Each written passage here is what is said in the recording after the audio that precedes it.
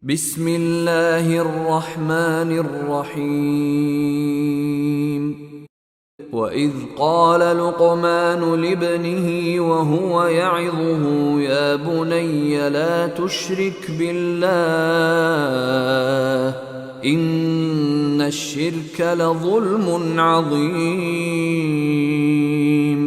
وَوَصَّيْنَا الْإِنسَانَ بِوَالِدَيْهِ حَمَلَتْهُ أُمُّهُ وَهْنًا عَلَى وَهْنٍ وفصاله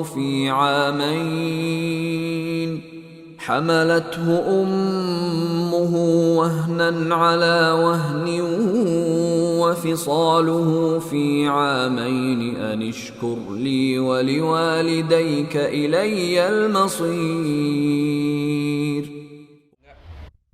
Assalamualaikum warahmatullahi wabarakatuh. Alhamdulillahirrabbilalamin. Segala puji bagi Allah yang menguasai segala-galanya. Kita bisa bertemu begini pasti hanya dengan izin Allah, dengan kehendak Allah. Semoga takdir pertemuan ini membawa kebaikan yang banyak, tidak hanya bagi lahir, bagi hati, bagi akal, bagi diri, bagi yang lain, bagi dunia dan bagi akhirat kita. Amin ya rabbal alamin. Allahumma sholli ala sayyidina Muhammadin wa ala alihi wa ashabihi ajmain. Bapak Ibu yang baik di Norwegia, maaf jam berapa sekarang di Norway ini? Jam 10 pagi, A. Oh, 10 pagi. 6 jam bedanya sekarang. 6 jam ya, hampir mirip dengan Swiss ya. Iya, satu time zone. Oh ya, waktu di Swiss mirip nih begini ya. Alhamdulillah. Bagaimana Mas Covid di sana? Mas Covid, kebetulan Omicron bikin angkanya naik, tapi insya Allah karena banyak yang udah vaksin dan bahkan booster udah mulai, jadi tingkat di rumah sakitnya masih bisa dibilang wajar gitu. Alhamdulillah. Cuman kiri kanan memang banyak yang kena, cuman simptomnya itu moderat. Iya. Covid itu makhluk ciptaan Allah. Virus itu makhluk yang senantiasa bertasbih kepada Allah. Jadi dibanding kita lebih intens oncom itu ya, dibanding kita. Dia tasbihnya lebih banyak. Tidak bisa kena kecuali ke orang yang sudah ditakdirkan Allah harus kena. Nah, itu harus begitu. Kemudian tidak bisa membuat mati siapapun kecuali orang yang sudah ditetapkan ajalnya oleh Allah. Jadi setiap ingat Covid harus ingat Allah, baru akan tenang. Kalau ingat Covid tidak ingat Allah, pasti galau. Bukan untuk sombong, karena Rasulullah bersabda begini, al-mu'minul qawi khairun wa ahabu ilallah minal mu'minid dhaif wa fi kulli khairun. Mukmin yang kuat lebih baik dan lebih dicintai Allah daripada mukmin yang lemah, dan pada keduanya ada kebaikan. Jadi kalau makin kuat keyakinan ke Allah, itu makin baik tuh seseorang, baik akhlaknya, baik hatinya, baik kehidupannya, makin baik cara berpikirnya. Pokoknya kualitas kebaikan seseorang itu berbanding dengan tingkat keyakinan. Makin lemah iman, ya makin susah.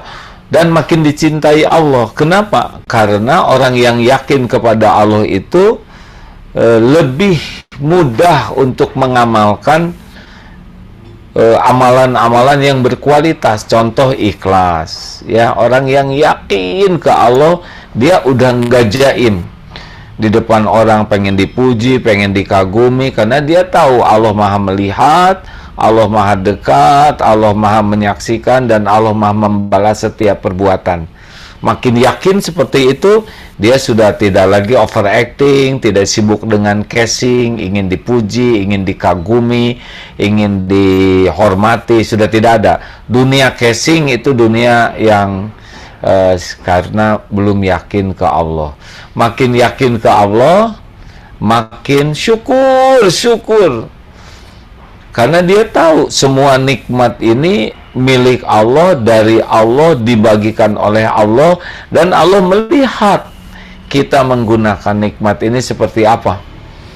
Nah, kalau kita syukur, pasti ya, la in syakartum la azidannakum, Allah akan menambah.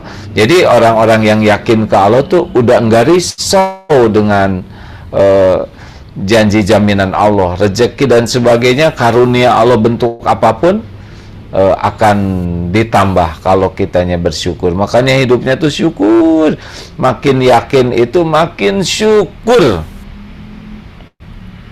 Tapi kalau kurang yakin ke Allah, stres mikirin yang nggak ada, yang keinginan, yang kurang. Nah, karena kurang yakin. Padahal kita lebih terjamin dengan kemampuan bersyukur daripada dengan keinginan kita. Yang ketiga ya, ingin ngebahas ini dulu ya, hadis ini ya, nggak apa-apa ya Pak Sanggi, karena ini ilmu tauhid yang rasa nanti akan berdampak bagaimana kita berbakti ke orang tua. Boleh ini ya, karena ini ilmu yang paling fondasi, penting sekali. Lalu makin yakin ke Allah, dia juga makin sabar. Karena dia tahu bahwa ujian itu terjadi dengan izin Allah, ma asaba min musibatin illa biiznillah, bahwa ujian hidup ini sudah diukur oleh Allah. Tidak ada satupun yang tidak terukur. Allah Maha Adil, tahu kita, lebih tahu dari siapapun, bahwa ujian hidup ini pasti ada hikmahnya, ada kebaikannya. Kalau kita sabar, mau Omikron, mau apa gitu, Delta, pasti ada kebaikan di balik semua ini. Ujian apapun bentuknya pasti ada kebaikan. Dan setiap ujian pasti ada akhirnya. Dan kita tidak akan rugi menghadapi ujian kalau kita sabar. Makanya orang yang yakin ke Allah nggak ada keluh kesah, nggak rewel. Dia menghadapi hidup ini lebih tegar, lebih tangguh. Dan orang yang yakin kepada Allah ridho kepada kejadian apapun ya. Kalau sudah terjadi, wa idza asabaka syai'un fala taqul law anni fa'altu kana kadza wa kadza. Nah, orang yang yakin ke Allah itu kalau sudah terjadi sesuatu, dia terima episode apapun. Saya terima ya Allah episode ini. Apapun yang Engkau takdirkan untuk saya terima. Saya hambamu, milikmu. Engkau yang paling tahu terbaik bagi saya. Al-khair khairatullah. Apa pilihan Allah yang terbaik menurut Allah, itulah yang terbaik bagi kita. Tinggal sesudah itu dia tobat ya Allah. Karena hanya banjir air mata tobat yang disukai Allah yang bisa membuka pintu solusi. Orang-orang yang yakin kepada Allah itu semangat sekali dalam hidupnya tuh, all out kalau melakukan yang manfaat, dan banyak doa karena dia tahu doa bisa menjadi jalan berubahnya satu takdir ke takdir lain. La yaruddu qada illa du'a. Tidak ada yang bisa mengubah takdir selain doa. Dari satu takdir yang Allah tetapkan ke takdir lain, dan semuanya tertulis di Lauh Mahfudz, hanya fasilitas doa ini menjadi sesuatu yang sangat penting bagi orang yang yakin ke Allah, termasuk ke orang tua. Orang tua yang sudah meninggal itu, doa kita tuh didengar. Coba mohon perhatikan ini ya, surat Al-Baqarah ayat 186. Ini salah satu ayat sangat favorit ya. Sebetulnya semua ayat sangat baik, tapi suka sekali membahas ini. A'udzubillahi minasyaitonirrajim. Wa idza sa'alaka 'ibadi anni fa inni qarib. Kapanpun, wa'idha, bukan wa'id. Kalau wa'id itu apabila sewaktu-waktu lah, kadang-kadang orang lain. Tapi kalau wa'idha, ketika atau kapanpun hamba-hambaku bertanya kepadamu wahai Muhammad, ini hamba Allah ya, wa idza sa'alaka ibadi anni fa inni qarib. Allah menyatakan dirinya dalam aku, katakanlah aku, sesungguhnya aku adalah dekat, maha dekat. Ujibu da'watad da'i idza da'an. Aku kabulkan. Oh, lihat ya. Aku kabulkan orang-orang yang meminta apabila dia berdoa. Jadi seperti yang begini ya, bagi orang yang yakin tuh, seperti yang kalau bahasa kitanya mah ditongkrongin lah, ditunggui oleh Allah. Ayo, tidak ada perantara, tinggal minta. Aku mendengar semua ucapan, menyimak semua perbuatan, harapan, dan Allah janji ya, kalau di sana janji yang pasti dikabulkan oleh Allah tuh. Makanya orang-orang yang yakin kepada Allah tuh tidak rumit untuk doa tuh. Doa yang dipahami, doa yang yakin Allah Maha mendengar. Karena Allah sangat menanti-nanti. Kalau mau ketemu presiden kan rumit ya. Wah, rumit sekali. Makin banyak rakyatnya makin susah ketemu. Harus prosedur ini, di screening dulu, belum lagi harus ada penjagaan, pos 1, belum sekretaris, belum harus nunggu. Tapi ini ke Allah, wa idza sa'alaka ibadi anni fa inni qarib. Ujibu da'watad da'i idza da'an. Aku kabulkan. Tidak ada perantara, tidak ada delay disimaknya. Setiap saat seperti sekarang ini ya, Allah sedang menyimak, memperhatikan kita. Wa huwa ma'akum aina ma kuntum wallahu bima ta'maluna basir. Al-Hadid ayat 4. Dan dia, Allah, bersamamu dimanapun kau berada, dan Allah Maha melihat apapun yang engkau kerjakan. Khabirum bima ta'malun. Maha mengetahui dengan teliti apapun yang engkau lakukan.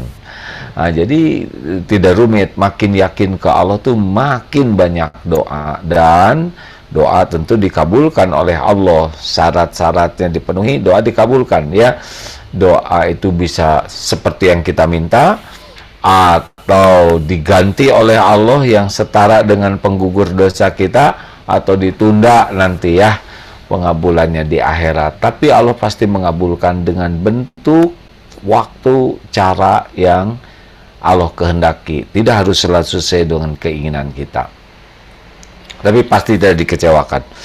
Nah, makin yakin kepada Allah, makin tawakal.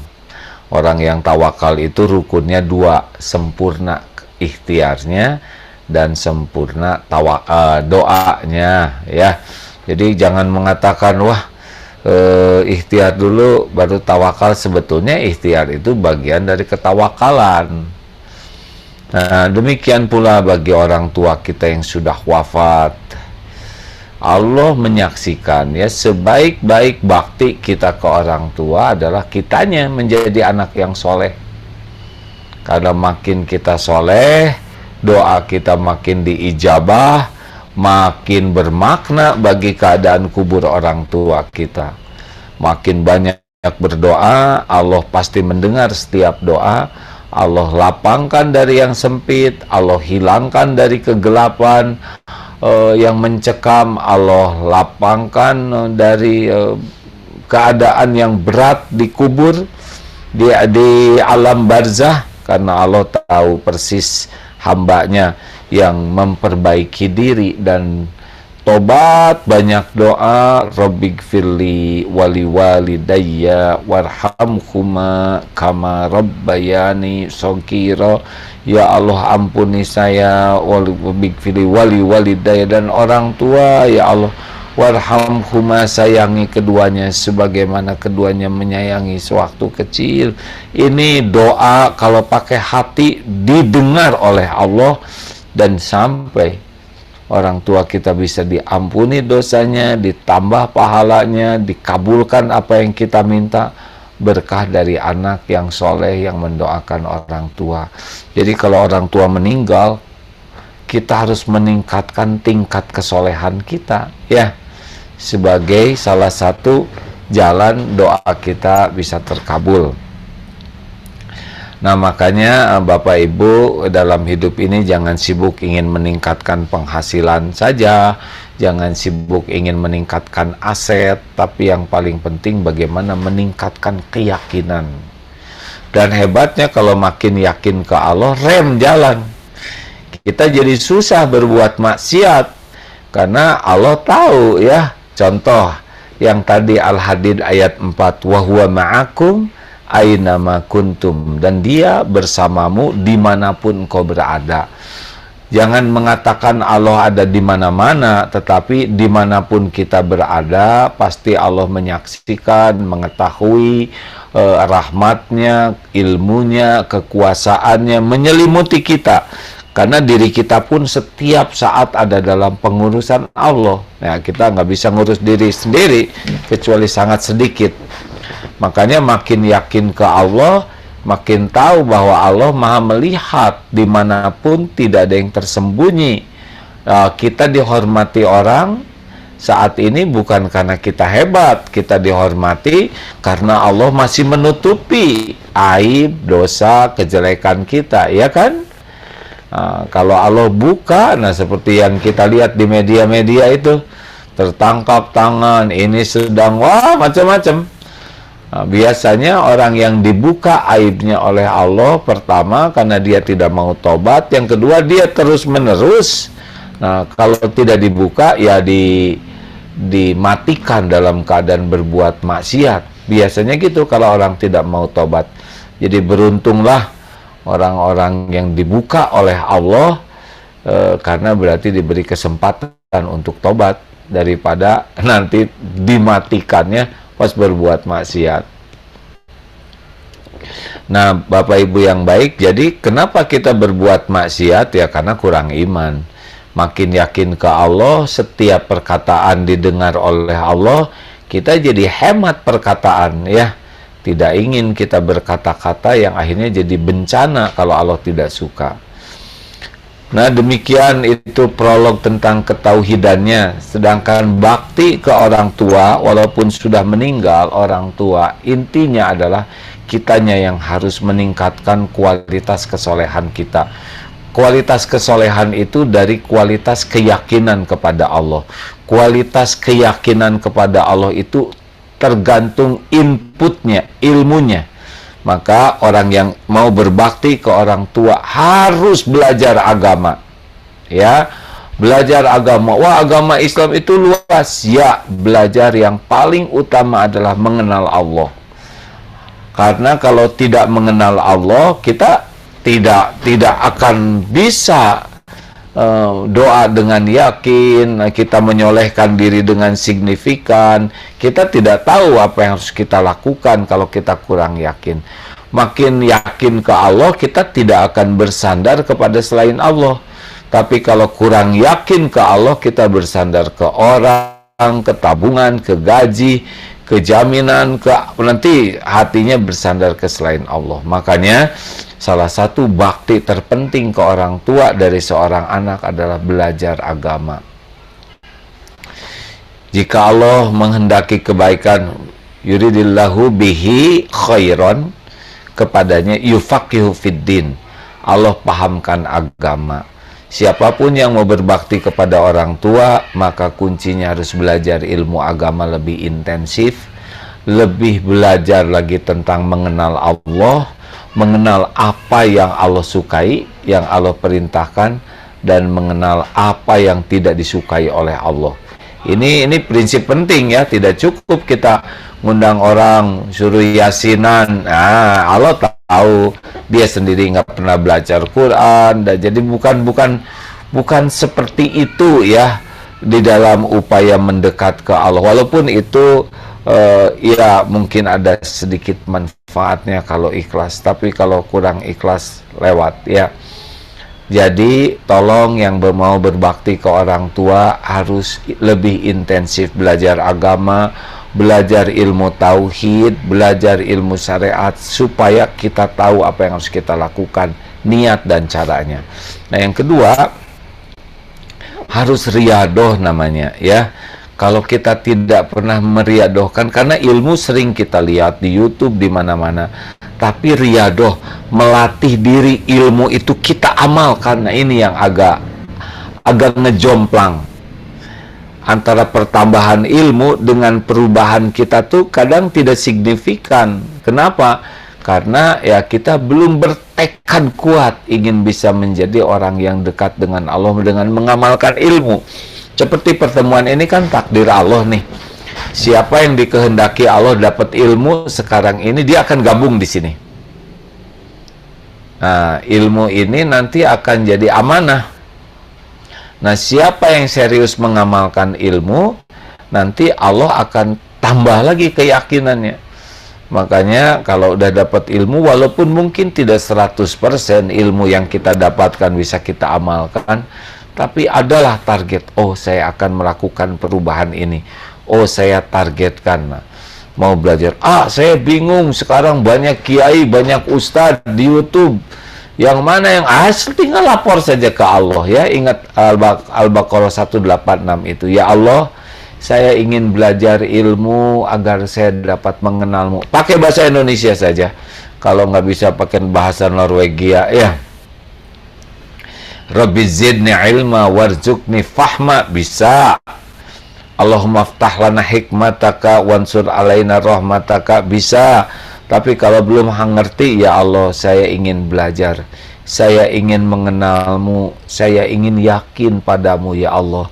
Engkaulah yang maha tahu, engkaulah yang memberi hidayah. Allahumma inni as'alukal huda, minta petunjukmu ya Allah, watuqo, agar saya juga minta ketakwaan. Pilihkan ya Allah. Allah mendengar itu doa kita tuh, hakul yakin. Saya ingin belajar agar saya bisa yakin padamu ya Allah, agar saya bisa dekat denganmu. Nah begitu aja. Termasuk ini harusnya tadi doa tuh ya, ya Allah engkau maha tahu Aagim tuh seperti apa yang aslinya. Allah tahu siapa saya ya. Engkau tahu ilmunya seperti apa, engkau tahu hatinya seperti apa, amalnya seperti apa, engkau tahu niatnya dakwah seperti apa, engkau tahu dosa dan maksiatnya. Sekiranya ini penceramah ini ya Allah membawa manfaat, berikan kepada saya kemampuan memahami dan bimbing ya Allah, agar yang ceramah ini niatnya benar, yang disampaikannya benar, engkau yang menguasai. Adil tuh ya. Sama tiap lihat YouTube, lihat apa tuh pakai doa dulu, kan itu ciri orang beriman. Nanti Allah memilihkan, insya Allah. Kita pasrah ke Google Map aja dituntun. Di Norwegia pakai Google Map atau Waze kan? Ada ya nggak? Kan pasrah tuh. 200 meter belok kiri, 200 meter, oh nurut aja kita ya nggak? Apalagi ke Allah. Kalau kita serius ke Allah minta tolong, nanti pasti dibimbing. Nggak mungkin enggak ya. Dengan caranya ya, bukan seperti ada suara, enggak. Nanti kita ketemu siapa, termasuk pertemuan ini nih. Boleh jadi ini menjadi jawaban dari sebagian yang memang sedang mencari ilmu ini. Nah, lalu amalkan. Dan kalau mengamalkan, bukan untuk dipuji orang, bukan untuk dikagumi orang, bukan agar orang lain mengakui kesolehan kita. Enggak, kita mengamalkan tidak ada urusan dengan penilaian orang. Ya Allah, saya amalkan semata-mata agar engkau ridho. Inna sholati wa nusuki wa mahyaya wa mamati lillahi rabbil alamin. Ya Allah, saya bersedekah ini semata-mata agar engkau ridho. Ya Allah, saya didik, saya berkhidmat ke keluarga benar-benar agar engkau ridho. Ya Allah, saya bekerja semoga menjadi jalan rezeki yang halal barakah untuk keluarga hanya karena engkau ya Allah. Jadi kalau kita lihat mengamalkan tuh benar-benar niatnya harus Allah. Nah inilah yang pasti disaksikan Allah, pasti diketahui Allah, dan nanti iman kita menguat. Apa ciri iman kita menguat? Tenang ya. Jadi ilmu rizki, ilmu menghadapi masalah udah jadi adem. Sampai Rasulullah menyabdakan begini, ajaban li amril mu'min inna amrahu kullahu khair. Sungguh mengagumkan, menakjubkan keadaan orang yang beriman, segala urusannya itu jadi kebaikan. Walaisa dzalik li ahadin illa lil mu'min. Dan tidak ada yang demikian kecuali mukmin, ya. Makin in asabatu sadra'u syakar. Ketika Allah memberikan karunia, dia bersyukur, fakana khairullah, maka itu baik baginya. Dan ketika wain asabatu darra'u sabar, dan ketika Allah memberikan kemudaratan, dia sabar, fakana khairullah, dan itu pun baik baginya. Jadi makin kuat iman, segala urusan tuh jadi kebaikan. Nah, rekan-rekan sekalian, jadi kalau kita ingin benar-benar bakti ke orang tua, ya, kita harus awali dari meningkatkan kualitas diri kita dulu. Jangan sampai sibuk memikirkan keadaan orang tua, tapi kitanya nggak termasuk orang yang layak diijabah doanya, layak diterima amal-amalnya, ya. Jadi yang pertama ke orang tua yang sudah wafat itu adalah benar-benar mendoakan.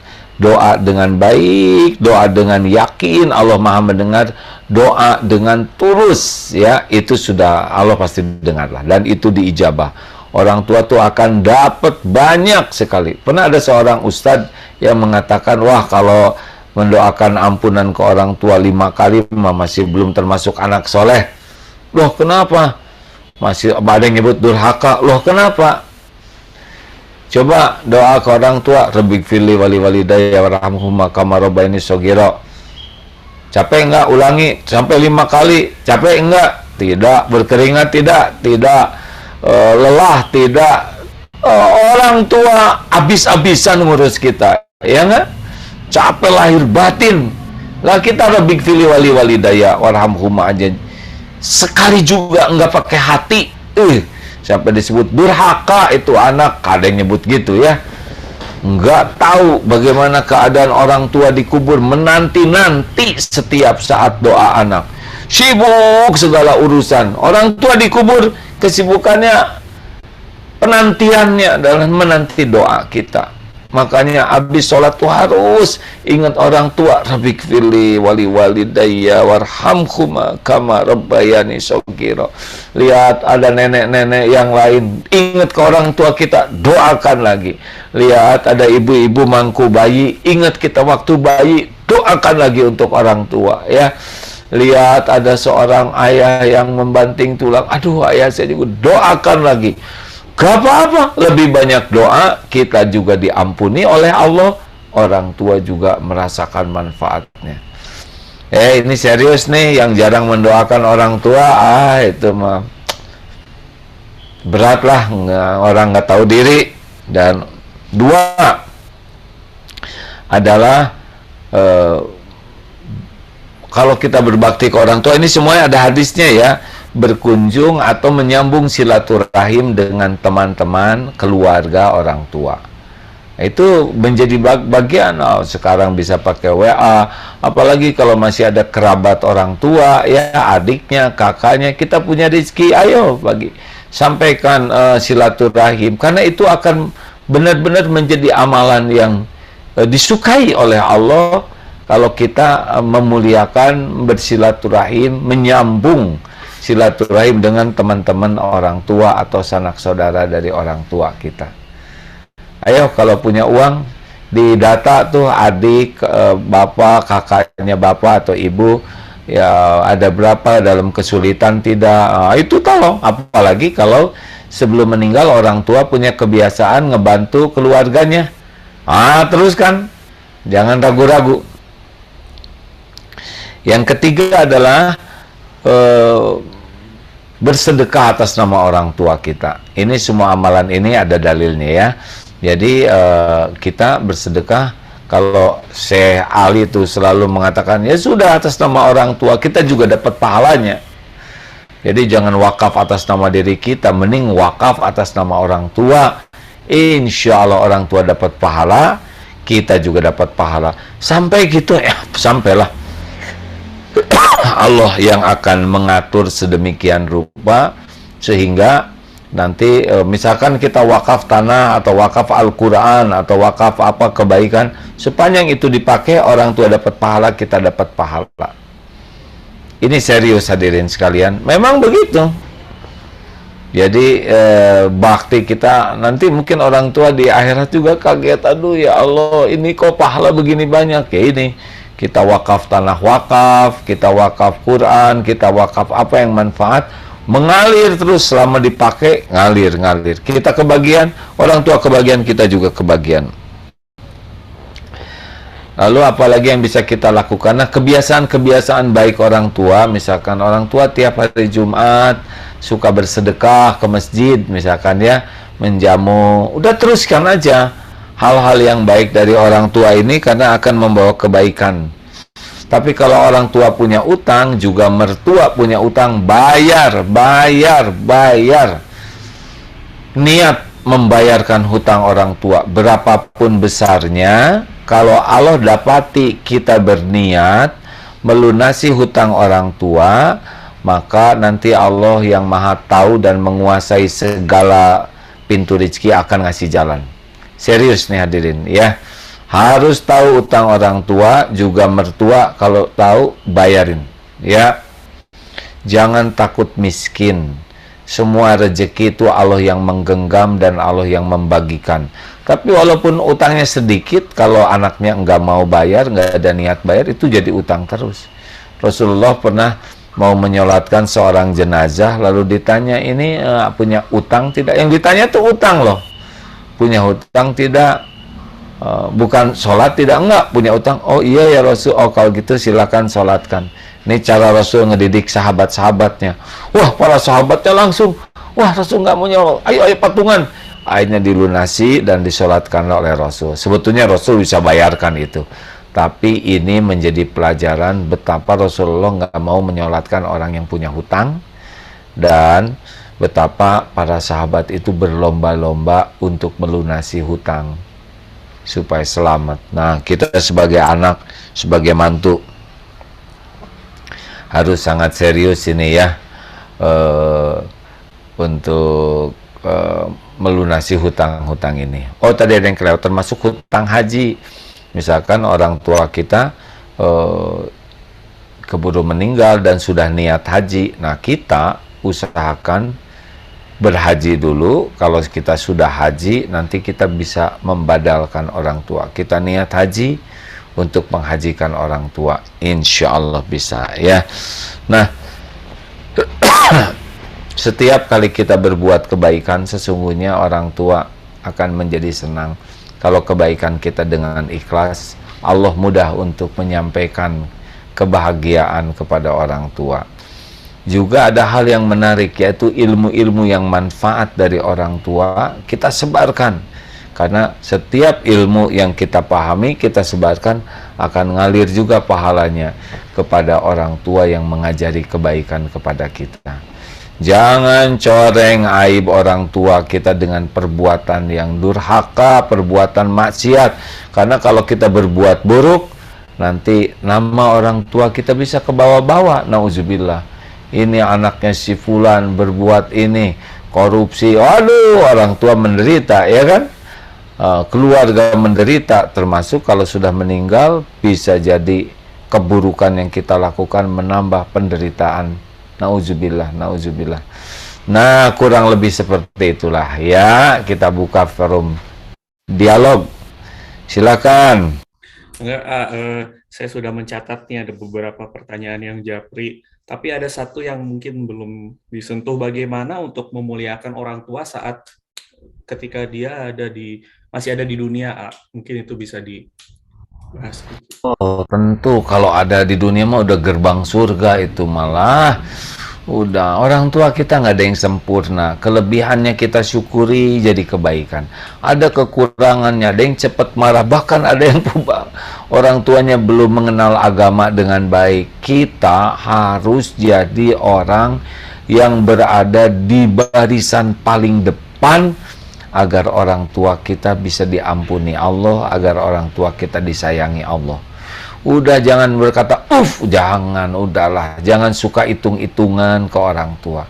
Kalau masih ada datang, cium tangannya, hormati, merunduk ke orang tua tuh ya.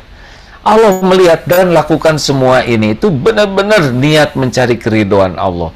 Mungkin ada orang tua yang melihat kita baik juga tetap kita diperlakukan kurang baik. Gak apa-apa, terus saja jadi orang baik ya. Mungkin ada yang tidak menghargai pemberian kita, nggak apa-apa. Kan orang tua belum tentu imannya kuat, belum tentu ilmu agamanya juga banyak, belum tentu sudah paham. Nggak apa-apa, berbuat baik saja. Karena setiap kebaikan disaksikan oleh Allah dan pasti ada balasannya kalau ikhlas. Mungkin suatu saat tinggal dibalikan. Ini ada kisah di sini ya, di daerah Ciwaruga sana pernah cerita. Ini anaknya, bapaknya suka judi, judi mabok lagi.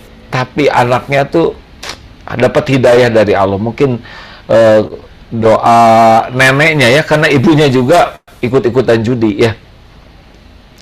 Tapi anaknya enggak, ini luar biasa, berkah dari doa nenek. Kemudian anak ini ke rumah nggak bisa melarang bapaknya, tapi di kamarnya tuh baca Quran terus saja. Prinsipnya sederhana, kejahatan, keburukan, kemaksiatan itu kegelapan, maka nggak usah pakai pentungan, pakai cahaya. Al-Quran itu nur, cahaya dari Allah.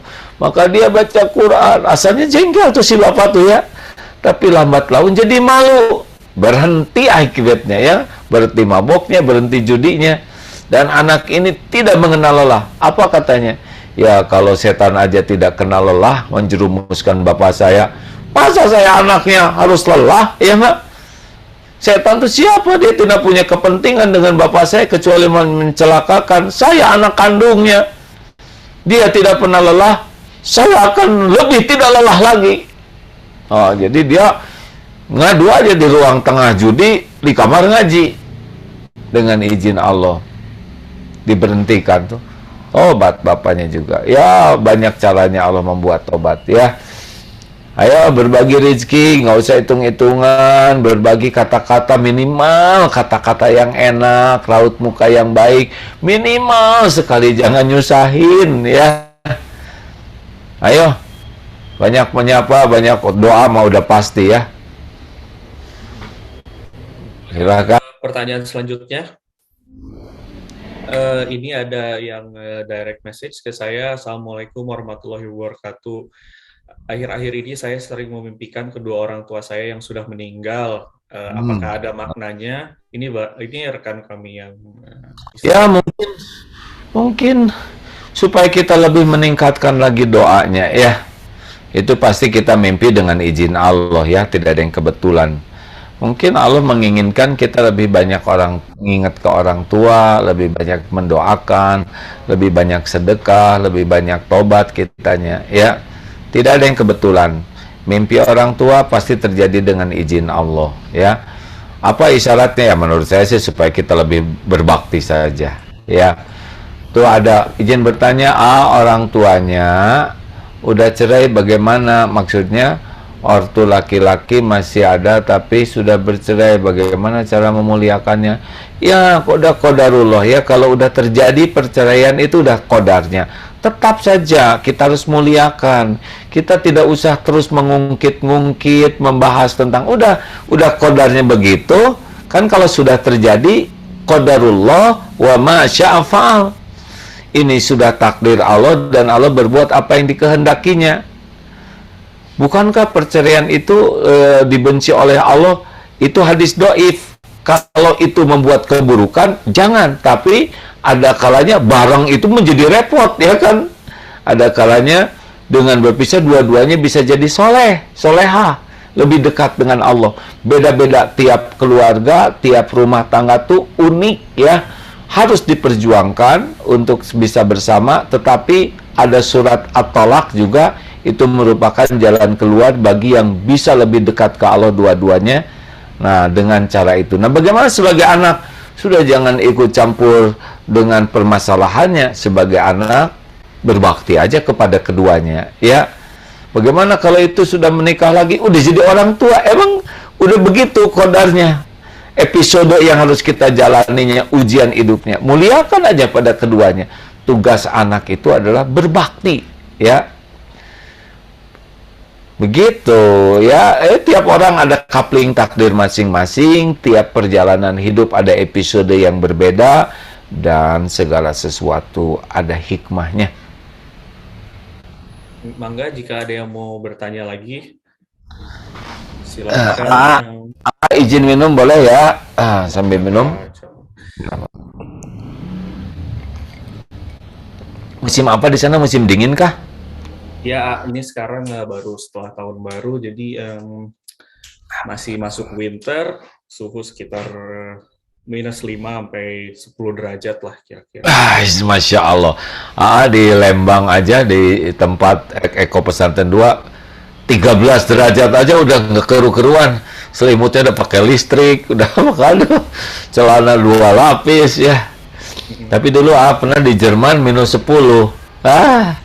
Udah itu mah keren, memang pakai baju tebal ya nggak, tapi segala kerasa, sakit gigi lagi.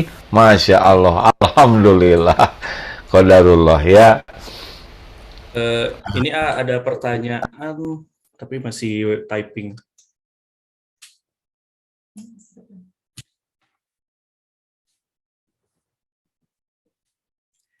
Mungkin bisa dibahas kalau misalnya kita banyak tidak sependapat misalnya dengan orang tua, dan tentang tadi berbakti itu, adakah batas berbakti sampai kita mungkin menggunakan metode lain untuk berbakti atau menyadarkan orang tua? Ini ada pertanyaan Japri. Ya, jadi gini ya, nggak mungkin lah sependapat terus dengan orang tua, udah beda usia, ya nggak? Apalagi makin tua, egonya kadang-kadang makin meningkat, betul tidak? Kemudian latar belakang, tingkat keimanan, keilmuan, wawasan, kan setiap orang beragam, termasuk latar belakang pendidikan orang tua. Kita nggak bisa mengharapkan orang tua kita serba ideal, kita aja ngaco, ya kan? Nah, yang paling penting kita memahami sekali, misalkan kenapa orang tua saya begini, karena memang cara pendidikan sebelumnya begini. Nah, dengan memahami keadaan orang tua, kita jadi lebih bijaksana. Rumusnya adalah tuntut diri berubah, bantu yang lain berubah. Jadi jangan menuntut orang tua sesuai keinginan. Nah, terus dalam perbedaan pendapat ya, itu kan macam-macam skalanya perbedaan pendapat tuh ya. Ada yang baju merah, enggak, kamu pakai baju hitam aja misalkan. Hanya warna, betul tidak? Ini saya mau makan spaghetti, udah kamu makan pizza ya. Misal ya, ini cuma makanan, jadi bukan sesuatu yang prinsip yang membuat harus bertengkar. Udahlah kita makan aja pizza gitu, walaupun agak asin, demi membahagiakan orang tua. Jadi walaupun perbedaan pendapat itu pasti ada, kita lihat skalanya. Tapi ini saya sering sekali, udahlah legowo aja ya, lapang dada ya, udahlah, Allah melihat, Allah tahu profil orang tua kita ya seperti apa, karakternya ya, jadi ujianlah bagi kita, kecuali perbedaan yang prinsip ya, tentang akidah, tentang halal haram, yang kita memang tidak punya pilihan kecuali harus memilih apa yang Allah sukai.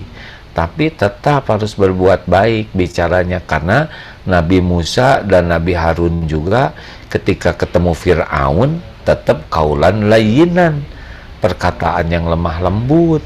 Itu ketemu Fir'aun. Apakah orang tuanya lebih dari Fir'aun? Kan enggak ya. Halo. Ya, ini juga halo kepada rekan-rekan. Kalau ada yang pertanyaan bisa langsung. Kapan dong diundang ke Norway? Udah dibuka belum itu teh? Udah dibuka, insya Allah, tapi hanya untuk ke kerabat dan keluarga yang memiliki hubungan darah sama yang mengundang.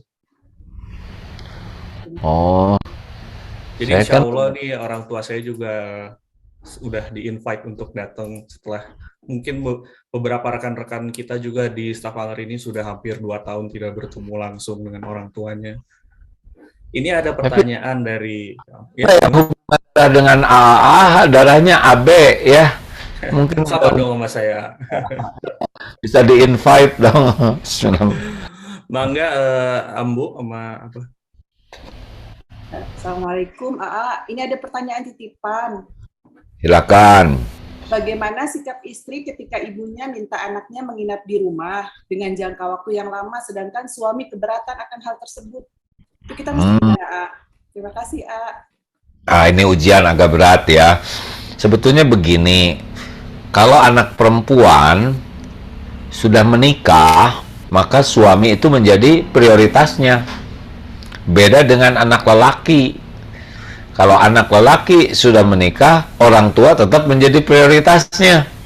Jadi kalau anak perempuan sudah ijab kabul, sudah dipasrahkan tuh. Jadi kewenangannya pindah ke suami.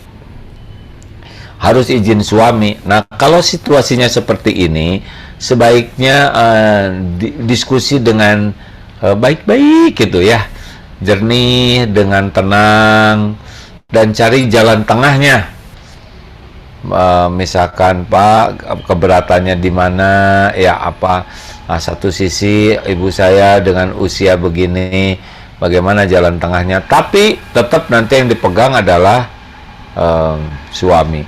Bagaimana saya ingin memuliakan ibu saya padahal saya begini. Allah udah tahu ibu ingin berbakti ke orang tua, itu sudah ada niatnya, sudah ada pahalanya. Tambah lagi pahalanya karena patuh ke suami ya, sepanjang suaminya tidak melewati batas ya, patuh ke suami itu pun ada pahalanya. Insya Allah nanti Allah melembutkan hati suami, melembutkan ibu, sehingga nanti pada waktunya akan ada solusi terbaik ya. Ini ujian yang harus disikapi dengan bijak oleh semua pihak. Tapi skema aturannya seperti itulah. Kalau istri lebih patuh ke suami, tinggal bagaimana doa yang sungguh-sungguh agar Allah memberikan jalan terbaik yang suaminya ridho dan orang tua pun bisa terbantu. Demikianlah. Ada kok nanti solusinya kalau kembali ke Allah ya. Tuh Pak Eko Yuda. Ya, Kang Eko. Enggak, sama juga nih warga Bandung. Pantas pakai Kang. Assalamualaikum warahmatullahi wabarakatuh. Waalaikumsalam. Alhamdulillah bersua kembali. Alhamdulillah. Ini Age mau memperdalam tadi yang pertanyaan dari Kang Momod Sanggi ini tadi, yang kalau berbeda pendapat dengan orang tua ya. Tadi kan Age menyarankan kita lebih bijaksana gitu ya. Ya. Yang ingin saya tanyakan itu, maksudnya bijaksana itu kalau bisa dielaborasi lebih detail gimana? Maksudnya kalau memang beliau masih bersikukuh gitu dengan pendapat dan opininya, sikapnya yang menurut kita itu tidak betul gitu, kita mengiyakan saja atau kita terus berusaha menasihati gitu dengan lembut bahwa itu tuh salah gitu. Oh, ini mungkin bukan perbedaan pendapat ya, ini amar ma'ruf nahi mungkar masuknya ya. Yang saya pahami perbedaan pendapat itu dalam beberapa hal yang tidak berbau ke hukum. Tapi kalau ke hukum gimana? Tetap saja tugas kita itu hanya fadzakir innama anta mudzakir. Kita hanya membantu mengingatkan ya kan, dengan cara terbaik. Tapi kita nggak bisa maksa ya, karena memang hati mah di luar wilayah kita. Tetapi perbedaan pendapat ini jangan sampai menafikan berbuat baik lain-lainnya ya nggak. Jangan karena satu perbedaan ini membuat kita jadi jengkel, lalu semuanya seakan jadi tidak baik, salah, enggak ya. Kan pasti banyak kebaikan-kebaikan lain dari orang tua. Hanya dalam bab ini kita tidak sinkron. Tetap aja harus berbuat. Dan yang utama lagi adalah doa, hadirin, karena Allah yang ngebulak-balik hati. Kita nggak bisa ngebulak-balik hati siapapun, nggak bisa. Mau dalil sehebat apapun, argumen sehebat apapun, tetap nanti Allah yang membulak-balik hati. Muqallibal qulub. Begitu Om. Terima kasih Agim. Alhamdulillah. Saya minta izin jam 5 udah bisa off ya. Karena ada upacara penerimaan santri baru nih. Ya, jadi sekarang 9 menit sebelum jam 5 kita buka pertanyaan sampai Boleh tuh jam 5 kurang 5. Setelah itu kita doa bersama aja mungkin. Siap, Budince silahkan. Masih cukup kok waktunya. Silakan Kak. Assalamualaikum, A. Oh, ini Mas Bevi, suami. Ya. Titipan juga, A. Ada namanya orang tua yang kadang-kadang sering berbeda pendapat atau bertengkar di depan anak-anak. Sebagai anak, apakah ada adab yang baik untuk mengingatkan mereka? Ya, bagusnya adil ke kedua-duanya ya. Karena posisi bertengkar itu adalah urusan orang tua. Nah, urusan kita kan yang paling utama berbakti ke orang tua. Walaupun sambil berbakti ini mencoba memberikan titik temunya ya. Tapi jangan sampai kita terlalu berpihak ke satu sampai mengabaikan yang lain. Karena posisi anak mah ini orang tua dua-duanya ya, dua-duanya pasti ada kontribusi terhadap kita ini. Nah, kalaupun terjadi misalkan orang tua beda pendapat, tugas utama anak itu berbakti ke orang tua. Mungkin bisa bareng, mungkin bisa misah, tetap aja berbakti ya. Adapun masalah orang tua, ada yang bisa kita bantu, ada yang di luar wilayah kita, ada yang tidak bisa dipahami, tetap aja anak itu berbakti melakukan yang terbaik. Memang ujiannya seperti itu ya. Jangan benci ke salah satunya ya, tetap saja kita ingin dua-duanya husnul khotimah, dua-duanya nanti bisa jadi ahli sorga. Ini ada pertanyaan lagi dari Bang Didin. Bagaimana pandangan AA seorang anak yang menempatkan kedua orang tuanya di panti jompo dengan pertimbangan kedua orang tua menjadi lebih bahagia karena memiliki kawan yang seusia? Ya, memang yang paling penting dari semua ini adalah orang tua tidak boleh merasa teraniaya ya, jangan merasa terbuang. Berdiskusi dengan sangat baik. Kalau orang tuanya memilih di sana dan sesudah kita survei itu layak, bagus, bisa meningkatkan iman orang tua ya. Kemudian orang tua ibadahnya jadi bagus dan kita pun bisa berkunjung sering ke sana, kita bisa ajak. Intinya tidak merasa terbuang gitu ya, tidak merasa dibuang. Kan ada yang ngebuang seperti itu. Nah, itu yang tidak boleh. Jadi orang tua di sana bahagia, bersama kita bahagia, dan waktunya kan kita tidak tahu ya. Mumpung ada itu gerbang surga. Kalau orang tua udah meninggal, kayak ini sedih tuh ya. Kenapa dulu nggak maksimal gitu? Sok sibuk, sok ini, sok itu.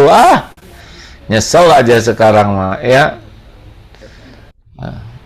Ini ada pertanyaan bagus sekali nih, Japri. Mungkin agak tricky. AA, ibu saya sangat menyayangi adik laki-laki saya dan istrinya, tetapi mereka justru menghabiskan uang ibu. Saya tetap memberikan bantuan kepada ibu, tapi selalu disalahgunakan oleh adik saya, sehingga ibu saya selalu kekurangan. Bagaimana cara saya membantu ibu saya, karena ibu saya sangat percaya kepada adik saya. Ya, tetap jangan penuh kebencian di rumah ya. Ada itu gitu juga adik sendiri. Percayalah kalau kita ikhlas sekali dan Allah tahu isi hati kita ya, ingin memuliakan ibu ya, nanti Allah ngasih jalan bagaimana ibu bisa menyadari ya. Pokoknya mah jangan jadi benci atau jangan suudzon, tetap aja ya Allah, saya ingin memuliakan ibu saya. Kasih misalkan keikhlasan itu kan pernah ada kejadian. Ini orang tuh ikhlas, tahu-tahu yang dikasihnya tuh adalah pencuri. Ada lagi ngasih, ternyata pezina. Ngasih lagi, ternyata yang dikasihnya orang kaya. Itu mereka pada berubah tuh. karena buah dari keikhlasannya. Jadi yang zina tobat, yang mencuri tobat, orang kaya jadi dermawan juga. Berkah dari keikhlasan, niat untuk memuliakan orang tua, niat untuk membahagiakan orang tua. Dan ini keikhlasan itu luar biasa poinnya di sisi Allah tuh ya. Mungkin AA Darul Tauhid berminat bikin pesan buat lansia. Ya kita udah berapa angkatan. Tapi 40 hari aja. Tapi udah pada tamat sekarang, lansia-lansia itu pada ngontrak di sekitar pesantren, nggak mau pindah. Pada ingin meninggal di sini katanya. Ingin meninggal di pesantren aja. Ya, karena bisa terjaga tahajudnya, lingkungannya, dapat ilmu terus ya. Tapi kita bukan nyebut panti jompo, namanya pesantren masa keemasan gitu ya. Mulai itu juga kali ya atas.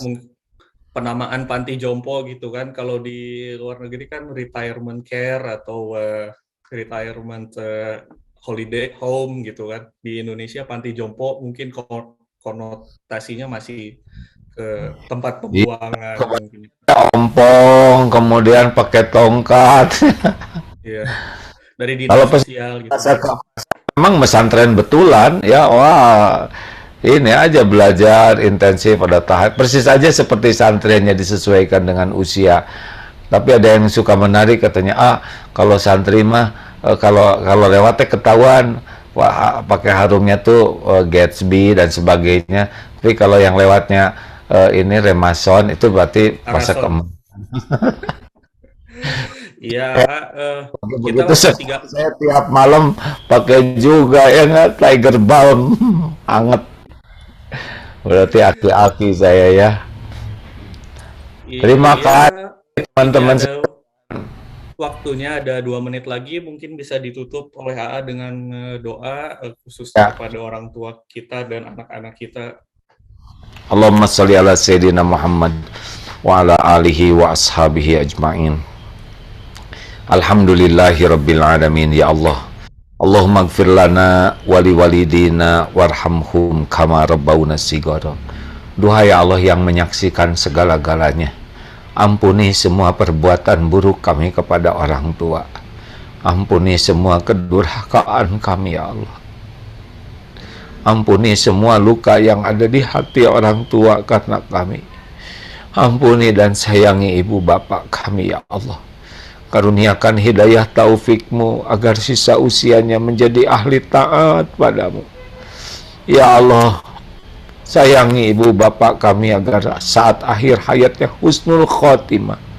Lapangkan kuburnya ya Allah selapang-lapangnya. Penuhi dengan cahaya kebaikan karuniamu.